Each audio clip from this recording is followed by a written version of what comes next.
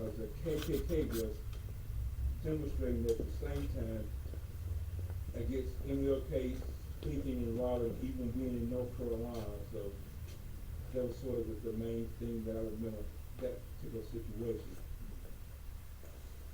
And like we were speaking earlier, a lot of my memories and stuff of what happened to me, that's what made me pursue writing the book about what happened to me, my family, friends, classmates during that time. The memories of this brown skin boy. It's about my experience, but more than just myself. The majority of it, my mother's experience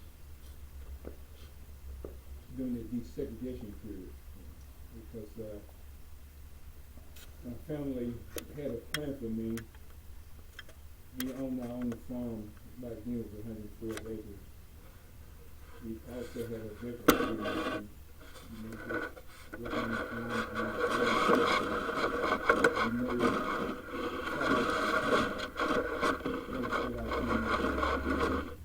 what happened. In fact, myself and a classmate, Henry Day, in August 1967, the representative from the Board of Education came to our home. In fact, they went to Henry's home first year in 10, then our home over the country on Dyson Road. More or less told us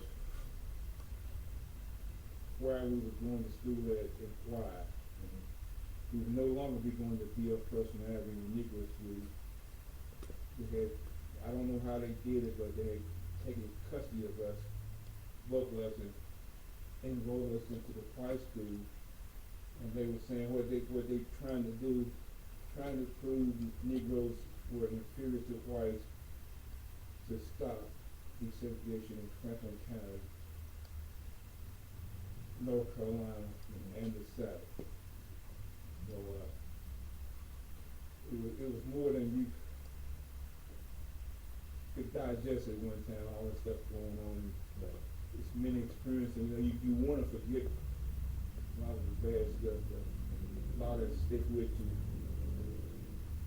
Somebody will never forget. And that really motivated me though to take notes and write stuff down all the time. But finally got to the point of getting the opportunity to write a book. It takes time with a book, and I've learned, I'm learning as I go, because the company publisher not just dealing with me, dealing with other people writing books at the same time, because now we're in this print process, and recently started with the promotion process of having a meeting and deciding how they're going to promote my book, and asked me to help as much as I could. I ready to send the paperwork that a lot of people don't realize. Okay, the federal courts ordered Franklin County Schools to desegregate in August of 1968. Come August 2023, going to be 55 years, Franklin County still hasn't fully complied to that order. Wow. Only counties, 100 counties in North Carolina, Franklin County, the only county that hasn't complied. So each year, the U.S. Justice Department, Franklin County has to give a report on why they haven't did this or that, and what are they doing to get forward with that. But my way of thinking is, 55 years and I haven't did something, am I going to do it? Give an example, okay, it's 1968 and they told my family we need to pay our taxes, we had to pay it. Would they give us 55 years? No. Okay, so to me, it's more going on here in Franklin County than meets the eye. In fact, I got some paperwork on passing around to people and just read about rather, and then you can pass it around and share with other people. You can start with this. This was in the Franklin Times, August 1968, just before the court order went into effect. And this is the actual court order that's still in effect today. But it really bothers me because I didn't know about this court order was still in effect until 2018. After I found out about it, I made some calls, couldn't get anywhere, and I decided to write the judge. I wrote her, and I was surprised that she wrote me back. And she saw I was concerned. She made effort to make sure that Franklin County had a public hearing about this. But it was fine and all, but my way of thinking, they wouldn't actually answer questions on the Fed side or the county side to actually see exactly what's going on. So I do know this, it's certain classes and stuff that the black kids still not able to have and all. That's part of the problem, but it's got to be more to it than that. For them to keep the same court on them coming up on 55 years, so I'm thinking that it's something that's detrimental to all black people in Franklin County that they're trying to keep from us. It's something going on that's like I put it as being evil. I put it that way.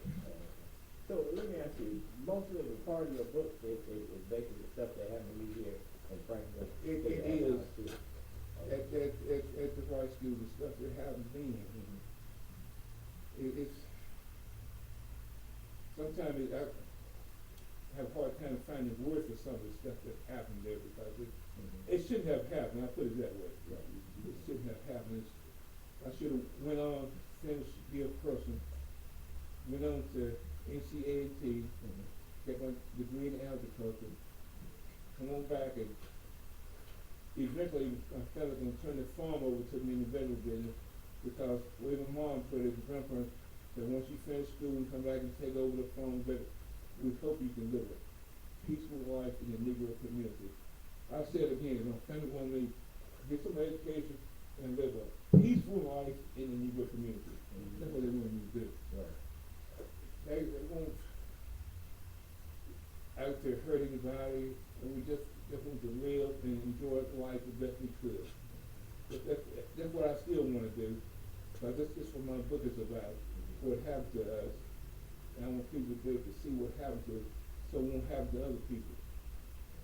In fact, on the back cover, that's one of the blurbs about what happened to us. And it's sort of a warning that it can happen again. We don't want it to happen to any rest of people.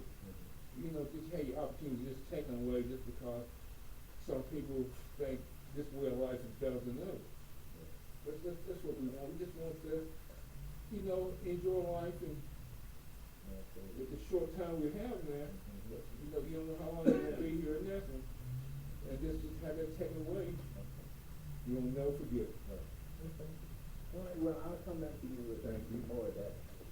Mr. Rick, if you don't mind, would you tell us a little bit about your upbringing and where you are? Well, I was born in Roanoke Rapids, North Carolina, in 1951. Stayed there for 5 days, and then my mother and father took me back across the line to Emporia, Virginia. And my father was a farmer, and my mother was only 16 years old. She married my father when she was 15. So she didn't know much about mothering. Pretty much just put me down and let me mingle with the dogs on the farm. I was pretty much on my own all my life. I mean, they took care of me and did what they could. They were poor folks. And